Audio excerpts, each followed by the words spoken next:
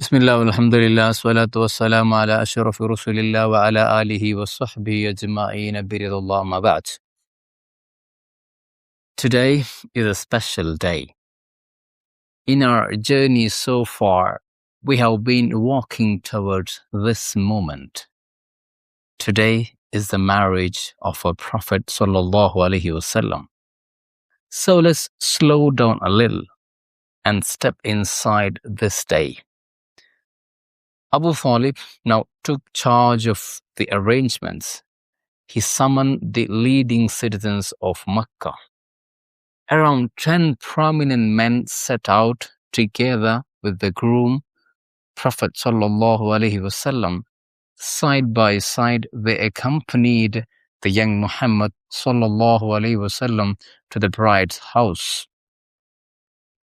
When they arrived, everything was already prepared. From Khadijah's side, the senior members of her family were present, and among them stood a very important figure, Waraqah bin Nawfal, the learned scholar of the scriptures. He was there as the chief guest. We had mentioned about Waraqah bin Nawfal previously. Now, let's move into the heart of the moment. The proceedings began with the marriage khutbah, the formal address. Abu Talib stood up, and the history preserved his words. Here is what he said. All praise belongs to Allah. He has included us among the descendants of Ibrahim alayhi salam and lineage of Ismail alayhi salam. We belong to the household of Ma'ad and the lineage of Mudhar. Allah chose us as the custodians of His house and the guardians of Haram. He granted us a secure city and a sacred holy sanctuary to which pilgrims come.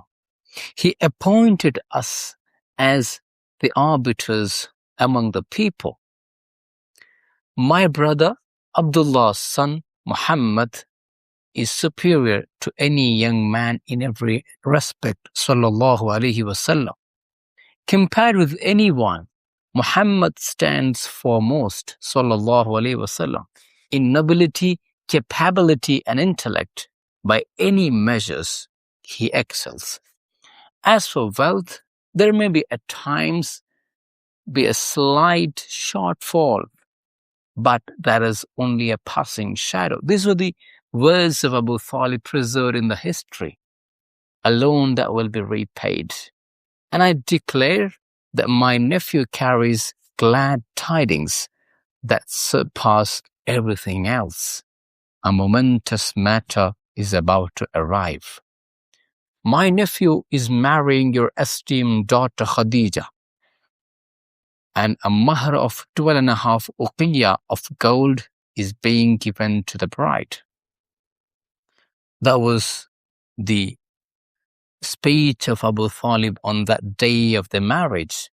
Now, let me clarify that briefly about the mahr. 12.5 uqiyah equals 500 dirhams. Now, as soon as Abu Talib completed his address, a man rose from the bride's side. He was Amr bin Asad, Khadijah's paternal uncle, radiyallahu anha. He said, without hesitation, the young man you mentioned is a personality accepted by all, and this proposal is not one that can be rejected. We have given Khadijah in marriage to Muhammad sallallahu alaihi wasallam. After this, Waraqah bin Nawfal, he stood up and he addressed a gathering. Here is what he said. All praise belongs to Allah.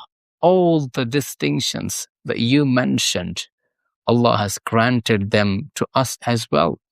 We are the leaders and noble among the Arabs.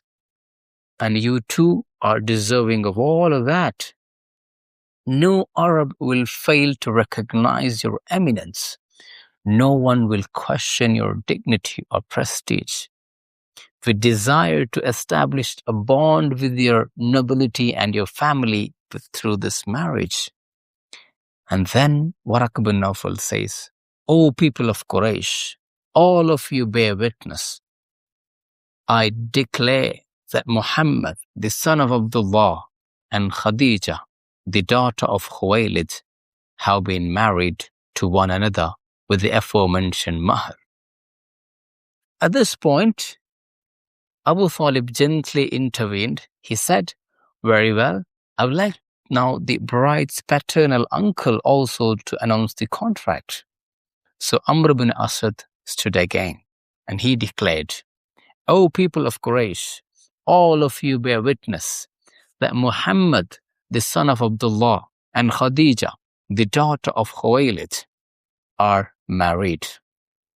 And with that, the nikah was complete. Now, pause here for a moment.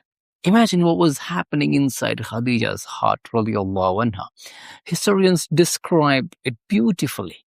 They say her heart mounted a chariot of joy. She had attained the greatest fortune a woman could receive in this world. And there's nothing about that. There was no trace of dullness of widowhood, no fatigue of motherhood. Bathed in good fortune, the bride prepared herself to receive the groom. And the joy didn't stay inside the house. It spilled into all of Makkah. Khadijah's companions beat the duff and sang songs. The leader of the women of Quraysh had received Al-Amin as her groom. Everywhere, people spoke only of good fortunes. Poets composed verses of congratulation. Many recited poems aloud. One line that history preserved goes like this. لا تشهدي خديج في محمد نجم يضيء كما على الفرقد. Rendered in English, the poem means, Khadijah, bear no doubt of Muhammad's destined height.